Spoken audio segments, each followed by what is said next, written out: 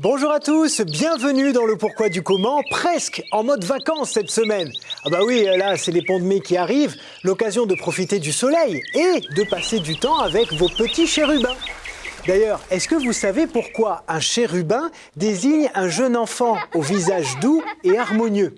La question est d'autant plus intéressante que dans la Bible, les chérubins sont plutôt des créatures polymorphes et pas du tout des enfants. Allez, pour tout comprendre, on va commencer par un peu d'étymologie.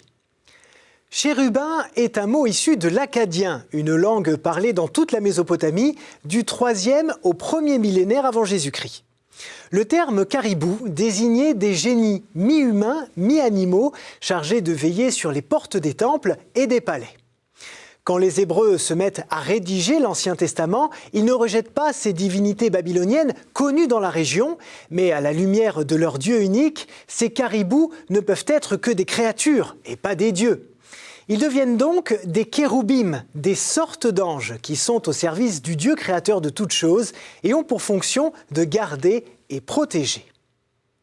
La Bible y fait référence pour la première fois dès la Genèse.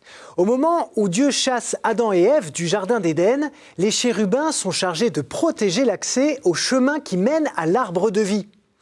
Plus tard, dans l'Exode, le Seigneur commande à Moïse de façonner 2 chérubins d'or et de les placer aux 2 extrémités du propitiatoire, qui est en fait le couvercle de l'Arche d'Alliance. Il lui demande également de les fabriquer avec les ailes déployées, symbole de la protection divine sur les tables de la loi qui sont à l'intérieur.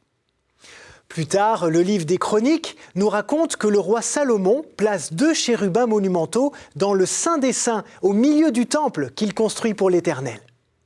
Encore plus tard, quand le prophète Ézéchiel est pris de vision, il distingue 4 êtres vivants embrasés, des chérubins qui tirent le chariot de Dieu. Et dans l'Apocalypse de Jean, ils sont chargés de passer les hommes au crible avant de les laisser passer dans le monde divin. Vous l'avez compris, ils se tiennent sur le seuil entre le sacré et le profane. Ils marquent la limite, comme pour fermer ou ouvrir le passage.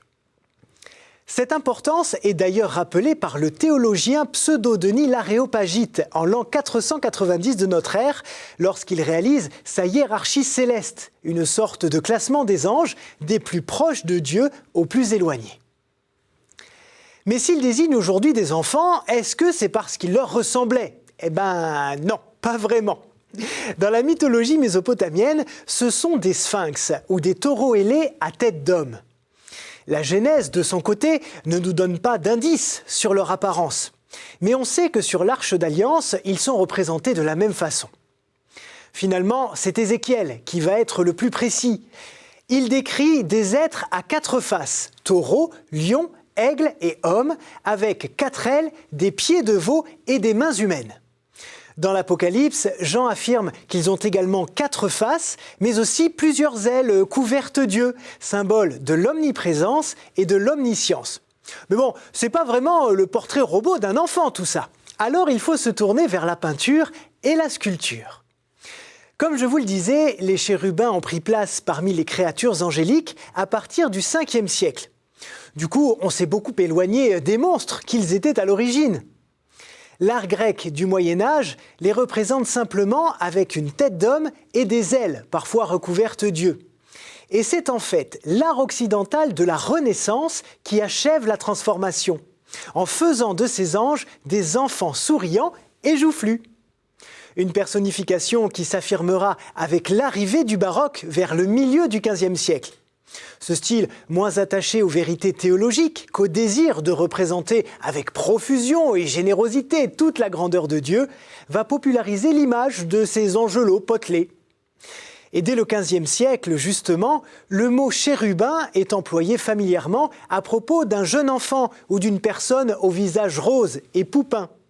Au début du XIXe siècle, il devient également un terme d'affection à l'adresse d'un enfant. Et voilà, on a finalement la réponse à notre question initiale. Merci à tous d'avoir suivi cette émission et à très bientôt sur KTO. Ciao.